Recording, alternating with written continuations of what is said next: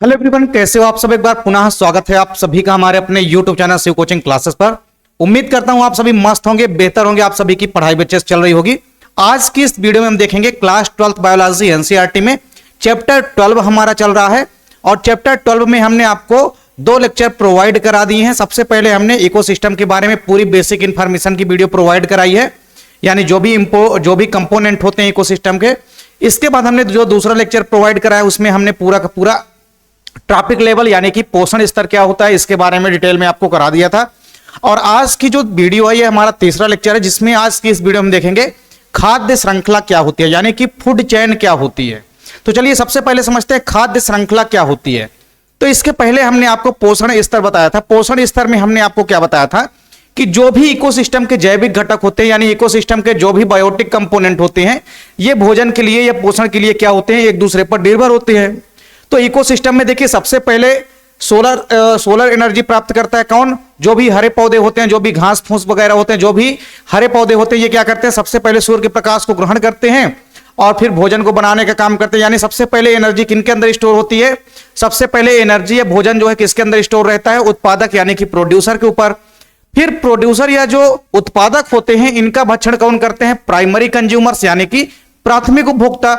तो जैसे ही प्राथमिक उपभोक्ता भक्षण करते हैं उत्पादकों का, भोजन किनके ऊपर ट्रांसफर हो जाता है, भोजन का प्रवाह हो जाता है किसके अंदर। अब जैसे उत्पादकों का भक्षण करेंगे प्राथमिक उपभोक्ता, उनके अंदर भोजन चला जाएगा। फिर प्राथमिक उपभोक्ताओं का भक्षण कौन करेगा, द्वितीयक उपभोक्ता करेंगे यानी कि सेकेंडरी कंज्यूमर्स करेंगे, तो उनको भी पोषण की प्राप्ति हो जाएगी।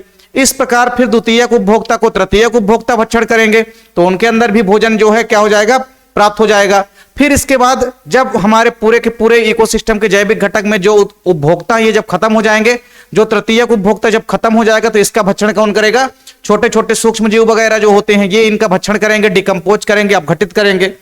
तो आपको सिंपल सा सबसे पहले तो डेफिनेशन समझना है कि फूड चेन यानी कि खाद्य श्रृंखला होती क्या है। तो देखिए किसी भी इकोसिस्टम में आप देखेंगे तो उत्पादक होते हैं सबसे पहले, उत्पादक या प्रोड्यूसर, उत्पादक या प्रोड्यूसर जो होते हैं। तो आप सिंपल सा देखेंगे कि जो उत्पादक होते हैं यानी जो प्रोड्यूसर्स होते हैं इनके पास सबसे पहले भोजन जो है उपलब्ध होता है। फिर उत्पादकों का भक्षण कौन करेंगे, प्राइमरी कंज्यूमर्स करेंगे। कौन करेंगे, प्राइमरी कंज्यूमर्स यानी कि प्राथमिक उपभोक्ता करेंगे। फिर प्राथमिक उपभोक्ताओं का भक्षण कौन करेंगे, सेकेंडरी कंज्यूमर्स करेंगे। कौन करेंगे, सेकेंडरी कंज्यूमर्स करेंगे, द्वितीयक उपभोक्ता।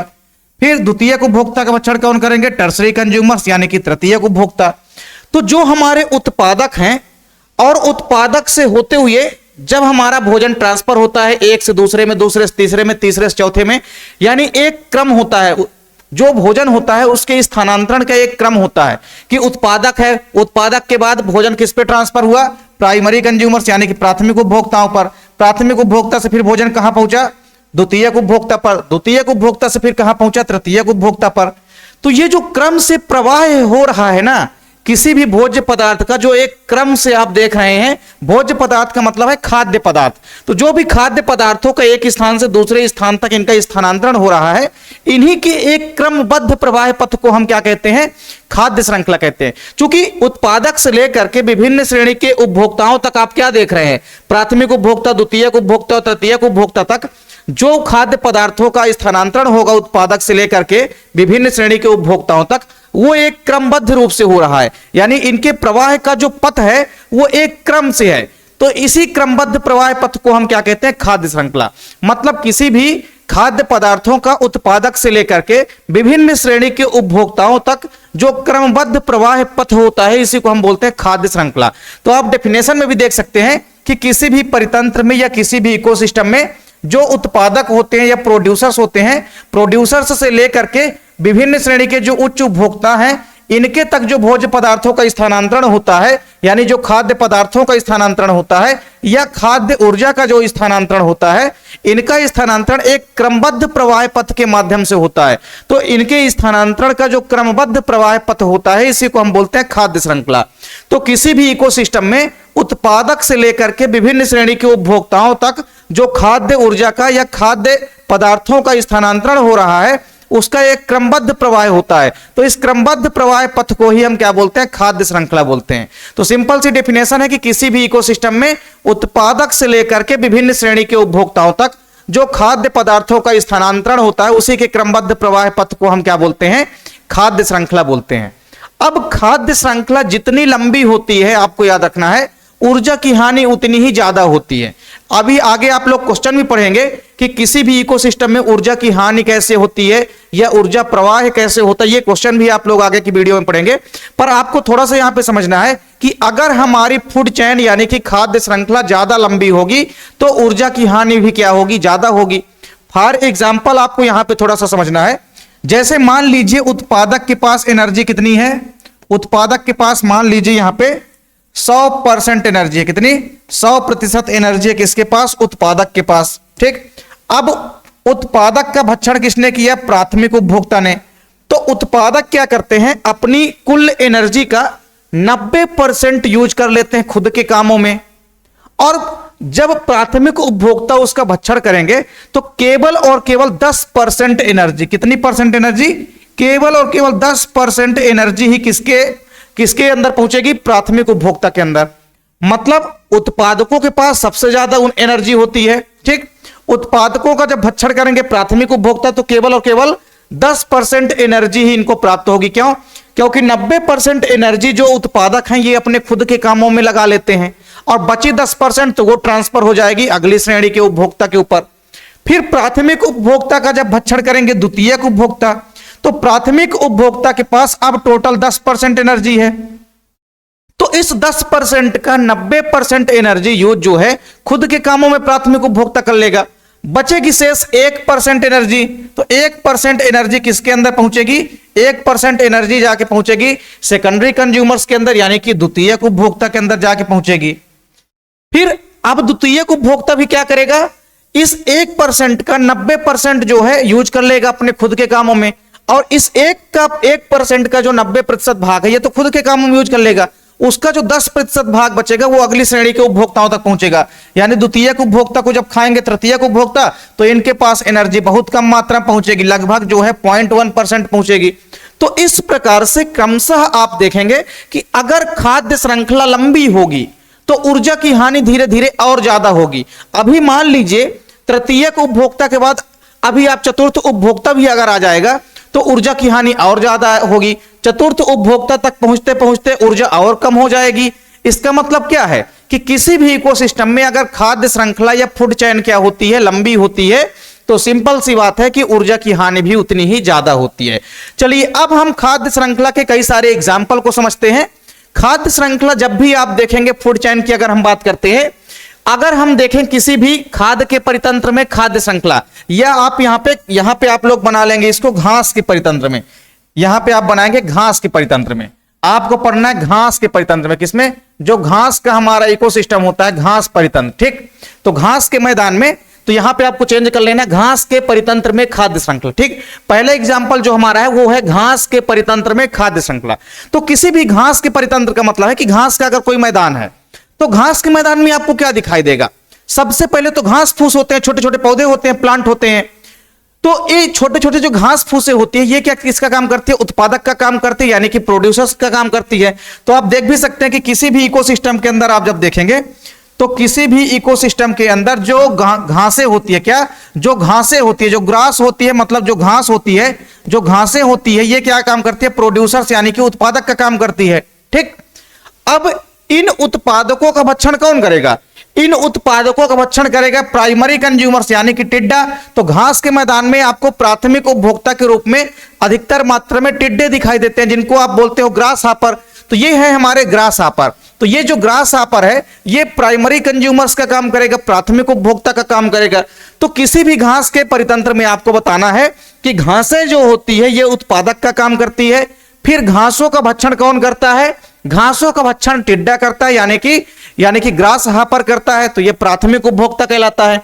फिर जो टिड्डा है इस टिड्डे का भक्षण कौन करेगा, इस टिड्डे का भक्षण करने वाला है हमारा मेढक भाई। तो मेढक जो है यानी हमारा जो फ्रॉग है ये कहला गया हमारा सेकेंडरी कंज्यूमर्स, क्या कहला गया, सेकेंडरी कंज्यूमर्स कहला गया। वही मेढक को कौन खाएगा, मेढक को खाएगा सांप यानी कि स्नेक। तो ये जो स्नेक है हमारा, ये हमारा क्या कहला गया, टर्सरी कंज्यूमर्स कहला गया। क्या कहला गया, टर्सरी कंज्यूमर्स कहला गया, तृतीयक उपभोक्ता कहला गया।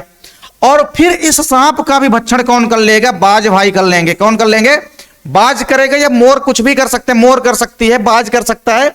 तो एक्स वाई जेड अगर सांप का भक्षण कोई भी कर रहा है वो क्या कहलाएगा, हमारा चतुर्थ उपभोक्ता कहलाएगा। क्या कहलाएगा, चतुर्थ उपभोक्ता कहलाएगा। तो यहां पे आप लिख लेंगे चतुर्थ उपभोक्ता। तो इस प्रकार से आपने क्या देखा कि किसी भी घास के मैदान में अगर आपसे एग्जाम्पल समझाने के लिए पूछा जाए, जैसे मान लीजिए आपके बुक में या आपके एग्जाम में यह आ जाए कि खाद्य श्रृंखला को समझाते हुए घास के पारिस्थितिक तंत्र में खाद्य श्रृंखला को समझाइए, तो आपको सेम यही समझाना है। आपको बताना है कि किसी भी घास के इकोसिस्टम में जो घासें होती है, जो ग्रास होती है, घासें होती है, ये उत्पादक का काम करती है, यानी कि प्रोड्यूसर्स का काम करती है। सबसे पहले यही सनलाइट को एब्जॉर्ब करके भोजन निर्माण करती है। तो सबसे पहले भोजन किसके पास स्टोर होता है, उत्पादक के पास। फिर उत्पादकों का भक्षण कौन करेगा, टिड्डे खाएंगे। सबसे पहले कौन खाएगा, टिड्डा। और टिड्डा क्या होता है, हमारा प्राथमिक उपभोक्ता होता है। फिर इन टिड्डों का भी भक्षण कौन कर लेगा, टिड्डों का भक्षण कर लेगा मेढक कर लेगा। मेढक क्या कहलाएगा, हमारा द्वितीयक उपभोक्ता कहलाता है, द्वितीयक उपभोक्ता होता है। फिर इस मेढक को भी किसने खा लिया, सांप खा लिया। तो सांप हमारा क्या हो गया, तृतीयक उपभोक्ता हो गया यहां पे। फिर सांप को भी कौन खा लिया, मान लीजिए मोर खा लिया या मान लीजिए बाज ने खा लिया। तो बाज या मोर क्या कहला जाएंगे, चतुर्थ उपभोक्ता कहला जाएंगे। इस प्रकार से आप देखेंगे कि क्रमशः जो है इसका एक क्रम से प्रवाह हो रहा है। क्या हो रहा है, क्रम से प्रवाह हो रहा है। मतलब जो हमारा भोज्य पदार्थ है वो सबसे पहले स्टोर था यहां, इसके बाद इसको खाया टिड्डे ने, टिड्डे को खाया मेढक ने, मेढक को खाया सांप ने, सांप को खाया बाज ने या मोर ने। और फिर मोर जब मृत हो जाएगा या बाज जब मृत हो जाएंगे तो इनको डिकम्पोज करने वाले फंगाई वगैरह होते हैं, बैक्टीरिया वगैरह, ये क्या करेंगे, डिकम्पोज करेंगे, यानी इनका आप घटक करेंगे। तो आपको बस खाद्य श्रृंखला की परिभाषा से डिनोट करना है यहां पे, और बस ये बताना है कि किसी भी घास के परितंत्र में आप बता देंगे कि घासें उत्पादक का काम करती है, घासों को प्राथमिक उपभोक्ता खाते हैं, जैसे टिड्डे हो गए। फिर टिड्डों को मेढक खाया, मेढक द्वितीयक उपभोक्ता होता है। मेढक को खाया सांप ने, सांप तृतीयक उपभोक्ता हो गया। सांप को खाया किसने, मोर ने या बाज ने खाया, तो ये चतुर्थ उपभोक्ता हो गए। तो इस प्रकार से आपने देखा कि जो खाद्य पदार्थ हमारा है इसका प्रवाह हो रहा है, एक स्थान से यहां पे आप देखेंगे दूसरे स्थान तक खाद्य पदार्थों का प्रवाह हो रहा है, वो भी एक क्रमबद्ध प्रवाह हो रहा है, एक क्रम से प्रवाह हो रहा है इनका। तो यही क्रमबद्ध प्रवाह पथ जो होता है खाद्य पदार्थों का, इसी को हम बोलते हैं खाद्य श्रृंखला। तो घास के मैदान में तो आपने बता दिया। अगर आपसे अब पूछ ले कि किसी भी जंगल में यानी किसी भी वन के इकोसिस्टम में यानी फॉरेस्ट इकोसिस्टम में अगर आपसे पूछ ले कि खाद्य श्रृंखला आप कैसे बनाएंगे, तो वो भी आप लोग बना देंगे। अब बात करते हैं हम किसी भी घास के परितंत्र की। तो किसी भी घास परितंत्र के बाद, घास का परितंत्र तो हमारा हो चुका घास के मैदान में, अब हम देखते हैं किसी भी वन परितंत्र में यानी किसी भी फॉरेस्ट इकोसिस्टम में अगर हम बात करेंगे तो खाद्य श्रृंखला आप कैसे बनाएंगे। तो फॉरेस्ट के इकोसिस्टम में आप सिंपल से देखेंगे क्या होता है। फॉरेस्ट में मान लीजिए क्या है, घासें वगैरह है, क्या है, घासें वगैरह है, या मान लीजिए छोटे छोटे प्लांट वगैरह हैं। तो इनका भक्षण कौन करेगा, इनका भक्षण करेगी कौन, डियर यानी कि हिरण। तो इनका भक्षण कौन करेगा, हिरण करेगा। और हिरण क्या कहला जाएगा, हमारा प्राइमरी कंज्यूमर्स कहला जाएगा, प्राथमिक उपभोक्ता कहला जाएगा। और फिर हिरण का भक्षण कौन कर लेगा, बाघ कर लेगा या शेर कर लेगा। तो इस प्रकार जो हमारा शेर है ये क्या कहला गया, हमारा सेकेंडरी कंज्यूमर्स कहला गया। तो किसी भी आप बताएंगे कि किसी भी वन के इकोसिस्टम में अगर आपको पूछा जाए तो आपको सिंपल से बताना है कि किसी भी वन के इकोसिस्टम में जो घास फूसे छोटे छोटे पौधे वगैरह होते हैं इनका भक्षण कौन करता है, इनका भक्षण करते हैं प्राइमरी कंज्यूमर्स। ठीक, तो घासें जो है उत्पादक का काम करते हैं। किसी भी जंगल में जो घासें हैं, छोटे छोटे पौधे जो हैं, ये उत्पादक का काम करते हैं और इनका भक्षण करते हैं फिर प्राथमिक उपभोक्ता, जैसे हिरण हो गई। फिर हिरण का भक्षण कर लिया सेकेंडरी कंज्यूमर्स, जैसे कि मान लीजिए यहां पे लायन ने कर लिया। इसको अगर आप लोग और लंबा बनाना चाहते हैं तो आप लोग और लंबा बना सकते हैं। आप लोग ऐसा बता सकते हैं, जैसे मान लीजिए किसी भी जंगल में आप जाएंगे तो पादप या प्लांट होते हैं। प्लांट हमारे क्या हो गए, प्रोड्यूसर हो गए, क्या हो गए, प्रोड्यूसर हो गए, यानी कि उत्पादक हो गए। अब इन उत्पादकों का भक्षण मान लीजिए किसने कर लिया, सबसे पहले हिरण ने कर लिया। किसने कर लिया, हिरण ने कर लिया। अब हिरण को मान लीजिए किसने खा लिया, हिरण को मान लीजिए खा लिया लोमड़ी ने खा लिया। फिर लोमड़ी को खा लिया किसने, लायन ने खा लिया, यानी कि शेर ने खा लिया। तो आप एक और क्रम बढ़ा सकते हैं। तो फिर जब एक क्रम और आप यहां पे ऐड करेंगे तो फिर हमारा यहां पे लायन जो है उसको आप लोग टर्सरी कंज्यूमर्स बना लेंगे। ठीक, तो अगर आप लोग दो ही स्टेप में दिखाना चाहते हैं तो यहां पे द्वितीयक उपभोक्ता मानना पड़ेगा। तो आमतौर पे आप देखेंगे, आप लोग ये नहीं कह देंगे कि हम बोल रहे हैं कि ये द्वितीयक उपभोक्ता में आता है, शेर आमतौर पे तृतीयक उपभोक्ता में आता है। लेकिन अगर आप लोग केवल दो ही स्टेप में बना रहे हैं तो आपको सिंपल से बताना पड़ेगा कि किसी भी जंगल में जो घासें फूसे हैं या जो भी प्लांट या पादप होते हैं ये उत्पादक का काम करते हैं। इनका भक्षण करेंगे प्राथमिक उपभोक्ता, जैसे खरगोश, हिरण, चूहा वगैरह हो गए। फिर इनका भक्षण कर लेंगे, लोमड़ी, सियार, ये सब कर लेंगे जो कि सेकेंडरी कंज्यूमर्स कहलाएंगे। फिर इसके बाद सेकेंडरी कंज्यूमर्स को लायन खा लेगा तो लायन क्या कहला जाएगा, टर्सरी कंज्यूमर्स कहला जाएगा। तो आप या तो 3 स्टेप में दिखा दीजिए कि किसी भी जंगल में पादप जो होते हैं उत्पादक का काम करते हैं, फिर इनका भक्षण प्राइमरी कंज्यूमर्स यानी कि प्राथमिक उपभोक्ता हिरण कर ली, फिर हिरण का भक्षण लोमड़ी ने कर लिया जो कि द्वितीयक उपभोक्ता कहला जाएगा, सेकेंडरी कंज्यूमर्स, फिर लोमड़ी का भक्षण कर लिया टर्सरी कंज्यूमर्स यानी कि शेर ने। तो आप ऐसा भी दिखा सकते हैं। अगर आप लोग ऐसा दिखाएंगे तो डायग्राम में आपको क्या बनाना पड़ेगा, सबसे पहले तो आपको प्लांट बनाना पड़ेगा इस प्रकार से, फिर इसके बाद आप यहां पे हिरण बनाएंगे, फिर हिरण के बाद आप लोमड़ी बना देंगे, लोमड़ी के बाद आप क्या बना देंगे, लायन बना देंगे। डायग्राम आपको बनाना पड़ेगा। तो इस प्रकार से आप देखेंगे कि किसी भी वन के इकोसिस्टम में यानी कि फॉरेस्ट इकोसिस्टम में आपको अगर पूछा जाए खाद्य श्रृंखला बनाने के लिए तो आप लोग इजिली इस प्रकार से बना सकते हैं। आप लोग सबसे पहले पादप बना दीजिए उत्पादक का, इसके बाद फिर आप लोग बना दीजिए कि पादप का भक्षण हिरण ने किया, फिर हिरण को खाया किसने, शेर ने। तो ये हो गया आपका वन का इकोसिस्टम, ठीक, फॉरेस्ट इकोसिस्टम। तो फॉरेस्ट के इकोसिस्टम में आपने फूड चेन बना दिया कि इस प्रकार से बनेगी। जल्दी से आप लोग इसका स्क्रीनशॉट लीजिए। अब इसके बाद हम देखेंगे खाद्य श्रृंखला कितने प्रकार की होती है। तो सिंपल सी बात है कि खाद्य श्रृंखला बनाने के लिए काफी आसान तरीका यही है कि सबसे पहले आपसे जहां का पूछा जाए वहां आप उसके अकॉर्डिंग आप लोग क्या करेंगे, सबसे पहले प्रोड्यूसर या उत्पादक का डायग्राम बनाएंगे, उसके बाद फिर उस स्थान पे जो प्राथमिक उपभोक्ता पाए जा रहे हैं उनका डायग्राम आप बनाएंगे, फिर प्राथमिक उपभोक्ता के अलावा उस स्थान पे सेकेंडरी कंज्यूमर्स कौन कौन उपस्थित हो सकते हैं उनका डायग्राम आप लोग बनाएंगे। तो इस प्रकार से एक सीक्वेंस बन जाएगा, भोजन का एक क्रम बन जाएगा, पूरा का पूरा जो खाद्य पदार्थ है उसका जब स्थानांतरण होगा तो एक क्रमबद्ध प्रवाह पथ बन जाता है जिसको हम बोलते हैं खाद्य श्रृंखला। चलिए इसके बाद अब हम बात करते हैं खाद्य श्रृंखला के प्रकार। खाद्य श्रृंखला मुख्यतः 3 प्रकार की आप देखेंगे। सबसे पहली है हमारी प्रीडेटर फूड चेन यानी कि परभक्षी खाद्य श्रृंखला, इसके बाद हम देखेंगे परजीवी खाद्य श्रृंखला और फिर हम देखेंगे मृतोपजीवी खाद्य श्रृंखला। चलिए क्रमशः समझते हैं। सबसे पहले हम बात करते हैं परभक्षी खाद्य श्रृंखला की, इसको हम बोलते हैं प्रीडेटर फूड चेन। प्रीडेटर मतलब परभक्षी, फूड चेन मतलब खाद्य श्रृंखला। तो प्रीडेटर फूड चेन मतलब परभक्षी खाद्य श्रृंखला। परभक्षी का मतलब ही आप लोग समझते हैं दूसरों का भक्षण करने वाले।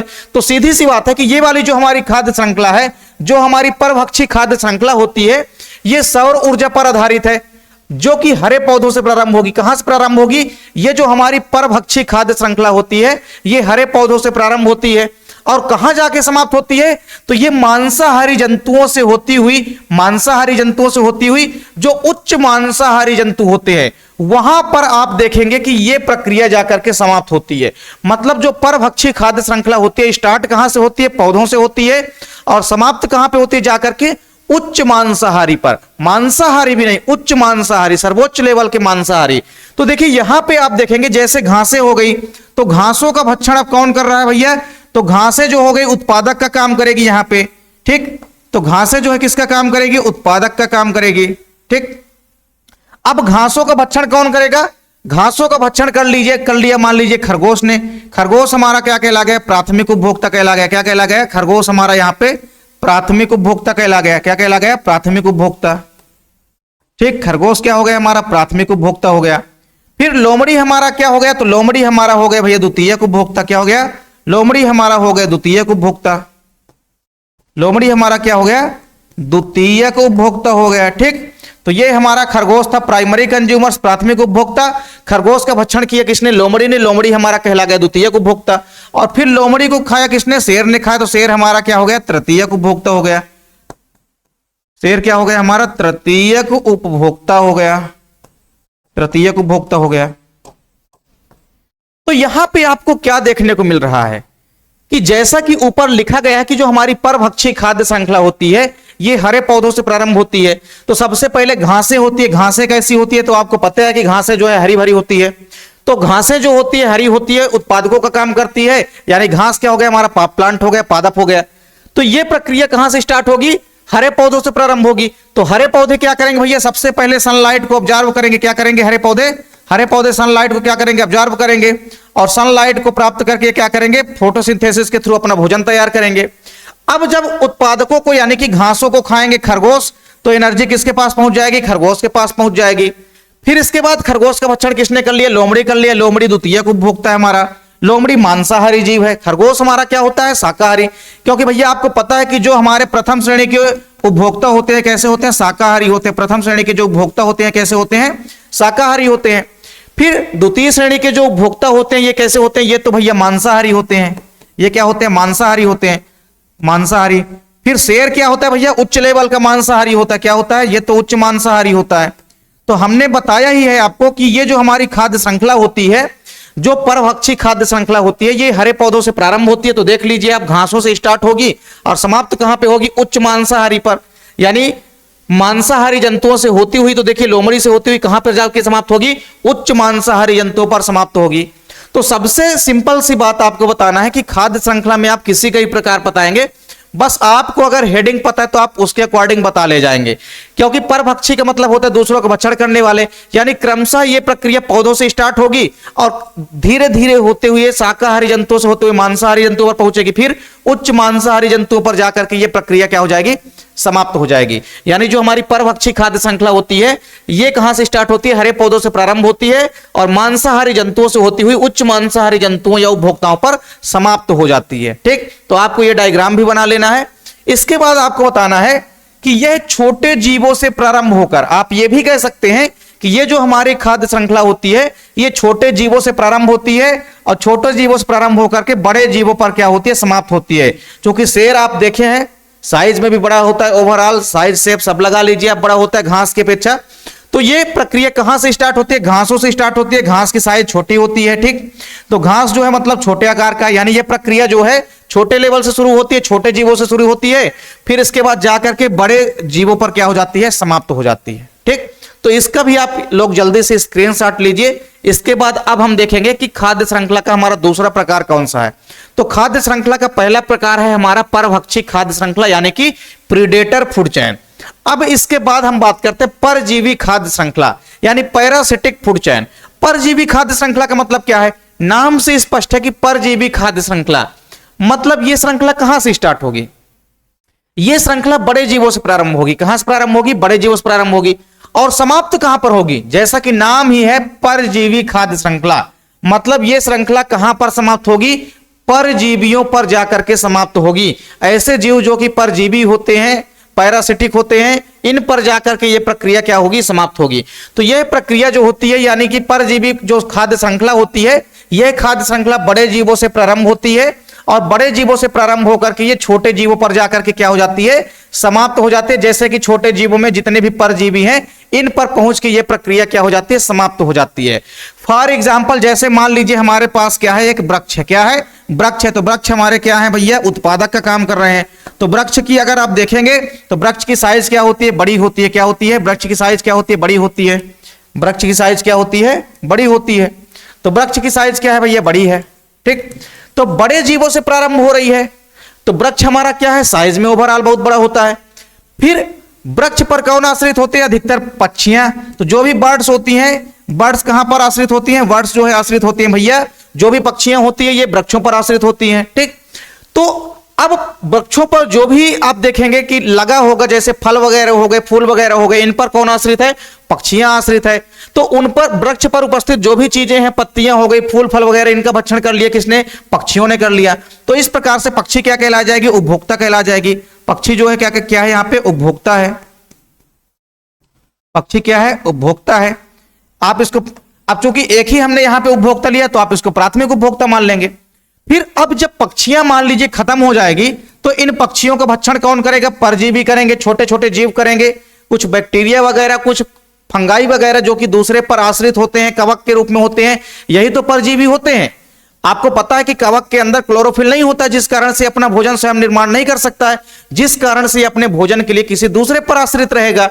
तो सिंपल सी बात है कि परजीवी के एग्जाम्पल आप यहां पे फंगाई ले सकते हैं, यानी कि आप कवक ले सकते हैं आसानी से, और कई सारे कवक ले सकते हैं। कवक में कई सारे कवक हो सकते हैं, एक्टिनोमाइसिटीज हो सकते हैं, जाइगोमाइसिटीज, बेसिडियोमाइसिटीज, कुछ भी हो सकते हैं। ठीक, तो इस प्रकार से आप बताएंगे कि जो हमारी परजीवी खाद्य श्रृंखला होती है, ये किसी बड़े जीव से प्रारंभ होती है। तो परजीवी खाद्य श्रृंखला वृक्षों से मान लीजिए शुरू हुई, अब वृक्षों से होते हुए पक्षियों से पहुंचते पहुंचते कहां पे जाके खत्म हुई, ये परजीवियों पर जाकर के समाप्त होती है। तो परजीवियों पर जाकर के समाप्त हुई, इसीलिए इसको हम बोलते हैं परजीवी खाद्य श्रृंखला, यानी कि पैरासिटिक फूड चेन। इसका भी आप लोग स्क्रीनशॉट लेना चाहे तो ले सकते हैं आप लोग। बस आपको यहां पे किसी वृक्ष का डायग्राम बना देना है। एग्जाम में अगर आपके आएगा तो आपको किसी ना किसी वृक्ष का डायग्राम बना देना पड़ेगा। इसके बाद आप क्या करेंगे, यहाँ पे किसी पक्षी का डायग्राम बना देंगे। फिर इसके बाद आप आएंगे तो किसी पैरासिटिक का आप लोग डायग्राम बना देंगे, छोटा सा डायग्राम आप लोग पैरासिटिक का बना देंगे इस प्रकार से। ठीक, तो कुल मिलाकर के आपको डायग्राम बनाना है। अगर आप लोग लिखे भी हैं लेकिन आपको डायग्राम जरूर बनाना है। ठीक, तो ये हो गई हमारी परजीवी खाद्य श्रृंखला। चलिए अब हम बात करते हैं मृतोपजीवी खाद्य श्रृंखला की, यानी सेप्रोफाइटिक फूड चेन। मृतोपजीवी खाद्य श्रृंखला जैसा कि नाम से ही स्पष्ट है कि ये सड़े गले मृत कार्बनिक पदार्थों से ये श्रृंखला क्या होगी, स्टार्ट होगी, यानी कि शुरू होगी। तो सिंपल सी बात है कि ये जो खाद्य श्रृंखला होती है ये सड़े गले मृत कार्बनिक पदार्थों से प्रारंभ होती है। हमने आपको क्या कहा कि जो हमारी मृतोपजीवी खाद्य श्रृंखला है, मृतोपजीवी का मतलब ही होता है सेप्रोफाइटिक। तो सेप्रोफाइट या सेप्रोफाइटिक का मतलब क्या है, मृतोपजीवी यानी सड़े गले मृत पदार्थ। तो सड़े गले मृत पदार्थ क्या हो सकते हैं, पौधे की स्पेशली पत्तियां हो सकती है। मृत जीवी या मृतोपजीवी का सबसे बढ़िया एग्जाम्पल आपको याद रखना है, आपके बोर्ड एग्जाम में भी पूछा गया कई बार। तो मृतोपजीवी का जो सबसे बढ़िया एग्जाम्पल है मृतोपजीवी का, वो है मोनोट्रापा। क्या है, मोनोट्रापा।